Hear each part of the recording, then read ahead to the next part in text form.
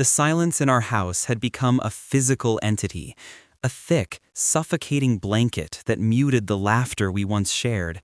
It started subtly, as these things often do. Sarah, my wife of 18 years, began working late. New project, she'd say, her voice tired over the phone. Then came the phone habits. Her screen, once left carelessly on the kitchen counter, was now perpetually face down or clutched in her hand. A passcode, new and unfamiliar, guarded its secrets. I told myself I was being paranoid. This was Sarah, the woman who held my hand through my father's funeral, the mother of our beautiful daughter, Emily. We had built a life together, a fortress of memories and shared dreams. Fortresses, I was learning, could be besieged from within. The hook of suspicion dug deeper one Tuesday evening. I was looking for a charging cable in her car and found a receipt from a restaurant I'd never heard of, the Gilded Sparrow. It was a notoriously romantic spot, the kind of place you take someone you want to impress. The bill was for two, dated the previous Friday, a night she'd supposedly been stuck in a budget meeting until midnight. It was the champagne that twisted the knife. 2 glasses. A celebration. My mind reeled. I wasn't celebrating with her, so who was? I decided to talk to her, not with accusations, but with concern. I found her in the living room, scrolling through her phone, a faint, private smile on her lips. "Hey," I said, my voice softer than I intended. "Everything okay? You seem distant lately." Her smile vanished. "I'm just tired, Mark. This new project is killing me." "The Gilded Sparrow," I said, the name tasting like poison. "Is that part of the project?" The color drained from her face. It was a flicker, a momentary loss of composure, but I saw it.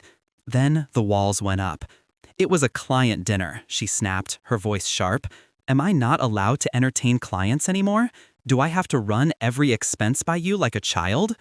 She was a master of deflection, turning my fear into an accusation against her ambition, my hurt into an attack on her freedom. I found myself apologizing, retreating from the conversation, feeling small and foolish. But the seed of doubt had not just been planted, it had taken root and was now strangling the trust I had so freely given.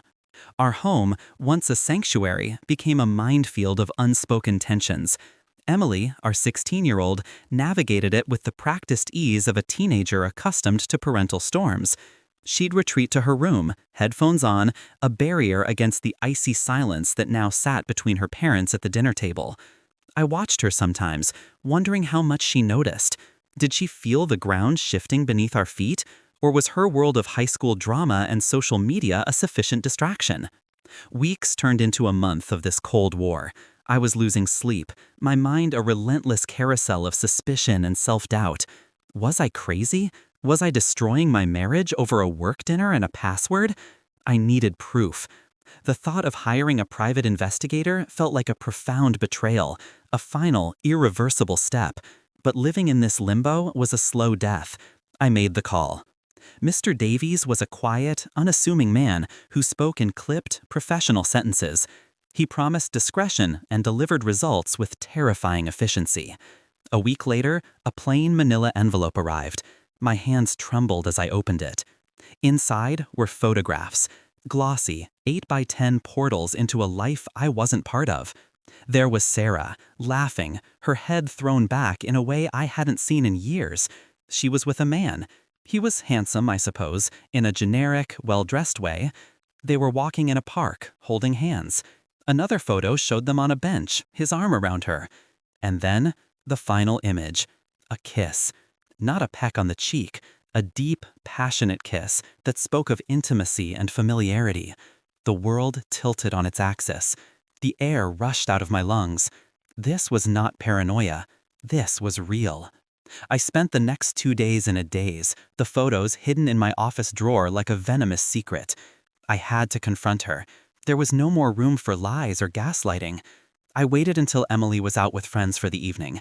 I laid the photos out on the dining room table, a mosaic of my broken heart. When Sarah came home, humming a tune I didn't recognize, the sight of me at the table stopped her cold.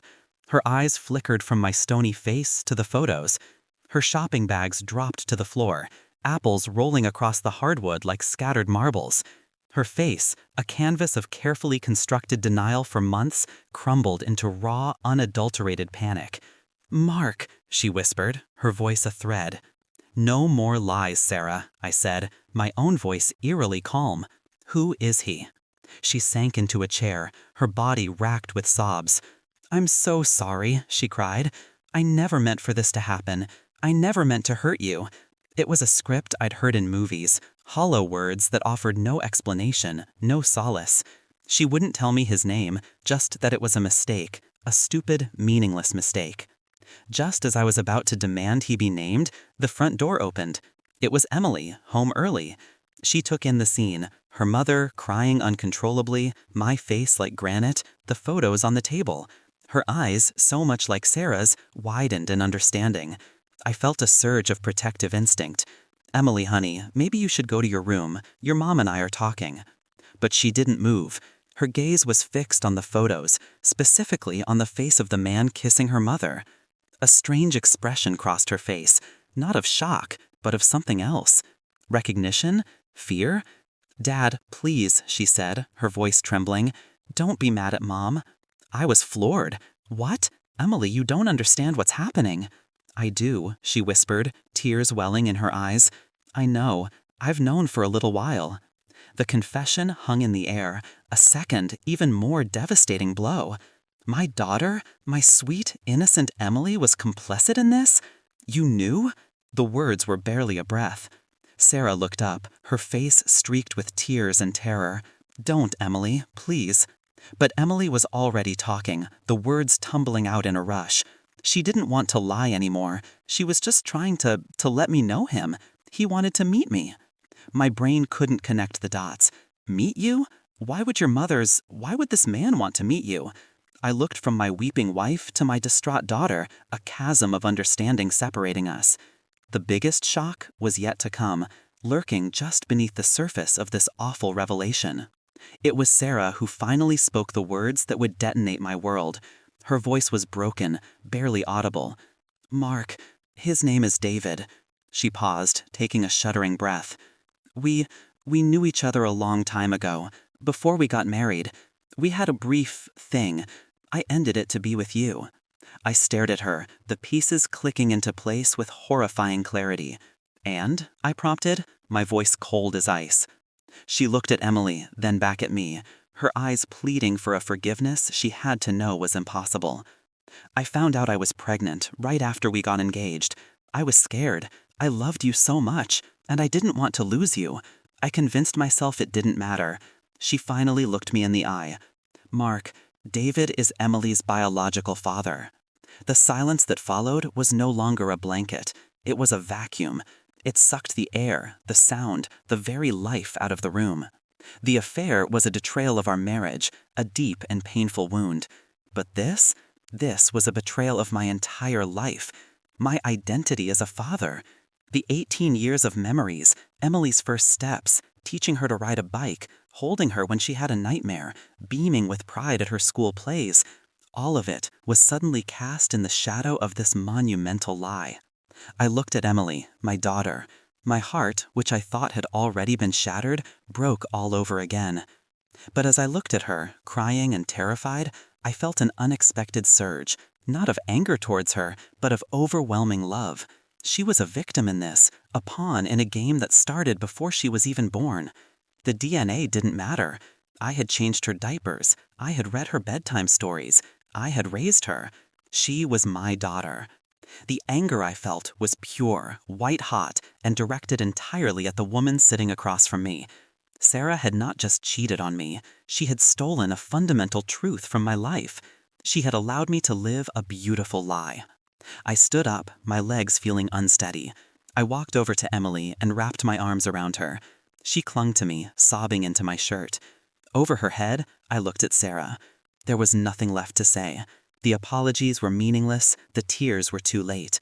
The trust, the love, the life we had built, it had all been incinerated in the fire of her decades-old secret. "Pack a bag, Sarah," I said, my voice devoid of emotion. She didn't argue. She just nodded, her face a mask of utter defeat. Later that night, long after she was gone, I sat on the edge of Emily's bed. The house was quiet again, but this was a different kind of silence. It was a silence of grief, but also of a strange, new beginning. I took her hand. It felt small in mine, just as it had all those years ago. "None of this is your fault," I told her, my voice thick with emotion. "You hear me? None of it. You are my daughter. That will never, ever change. We'll get through this. Together." She looked at me, her eyes filled with a pain no 16-year-old should ever know, and she nodded. In that moment, surrounded by the wreckage of my marriage, holding the hand of the daughter who was and wasn't mine, I knew one thing for sure. A family isn't just about blood. It's about love. And my love for her was the only truth I had left to hold on to.